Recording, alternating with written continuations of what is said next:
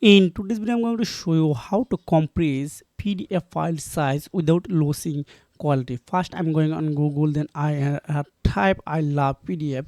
This is very drag and drop website. You don't need login and you don't need spend any single money here. Just drag and drop. You can see this is a compressed PDF. You need to just select this one, then upload your PDF file here. So I'm trying to upload from my PC, then example purpose, this is my PDF. This is a large PDF. It's around 77 MB and 176 pages.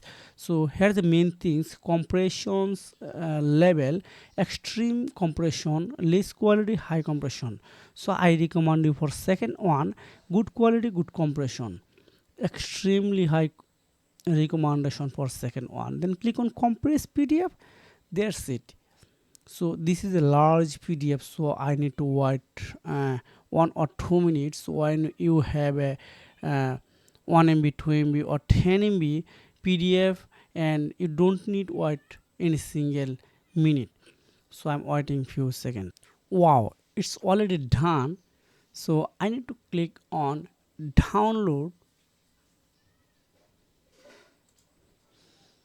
You can see it's already 52% saved, and my PDF file size was 77 MB and now 37 MB. This is amazing.